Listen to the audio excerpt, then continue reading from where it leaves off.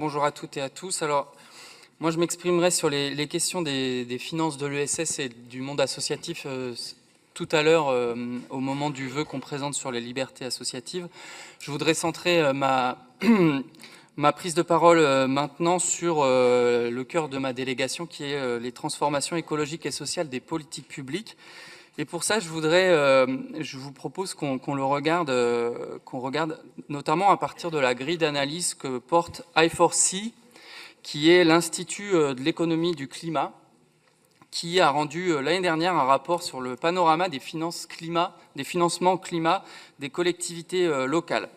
Et mon propos général, ça va être de dire et de démontrer que la région Centre-Val de Loire, à l'aune de ce qui a été observé par I4C, n'a pas du tout à rougir sur sa politique et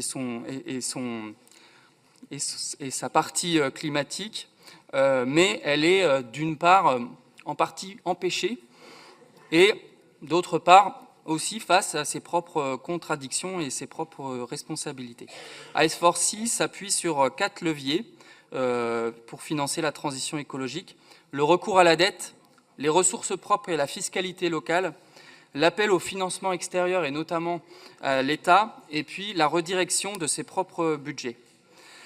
S'agissant du recours à la dette, I4C défend un recours accru à l'emprunt comme levier incontournable, avec une distinction qu'il propose sur ce qu'est la dette verte et ce qu'est la dette brune, et notamment la nécessité de sortir la dette verte des règles de gestion publique habituelles, notamment en disant que nous avons, de ce point de vue-là, un modèle gestionnaire dépassé et que nous sommes en gros face à une vague avec en face très peu d'outils adaptés.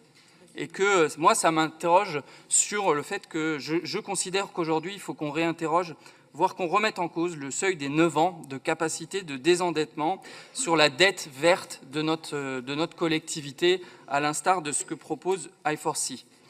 Sur les ressources propres et la fiscalité locale, sur ce point, les régions sont quand même assez peu avantagées puisqu'on a très peu de marge de manœuvre. Et il faut dire qu'en ce qui nous concerne, en réalité, les marges sont déjà largement actionnées. Et donc, je ne vais pas m'étendre là-dessus, mais pour moi, ça pose la question d'un nouvel acte de décentralisation. Ça a été abordé par M. Viget.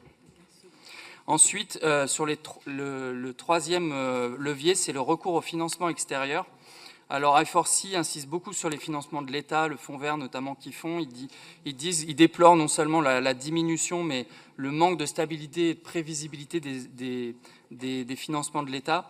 Moi, je voudrais quand même saluer le travail qui a été réalisé par la région et le progrès qu'on a pu réaliser, notamment sur les programmes européens. Aujourd'hui, on est une région qui va chercher de l'argent avec des programmes LIFE, Horizon, etc. Je ne m'étends pas parce que le temps passe. Et ça pose, ceci dit, la question de la prochaine programmation et du devenir de ces programmes dans la prochaine programmation. Et puis enfin, le dernier levier, c'est la redirection de nos propres politiques, où I4C observe des progrès qu'il qualifie d'insuffisants et de contradictoires, puisqu'on continue d'encourager des actions néfastes pour le climat en même temps qu'on fait progresser, mais à un rythme pas suffisamment élevé, les politiques climatiques. Je vais vous demander de conclure, chers collègues. Oui. Et en région, la redirection, ça prend la forme du plan de solarisation des lycées, par exemple, avec 20 millions d'euros, le cap transition écologique que j'ai pu aborder à d'autres moments dans le champ économique.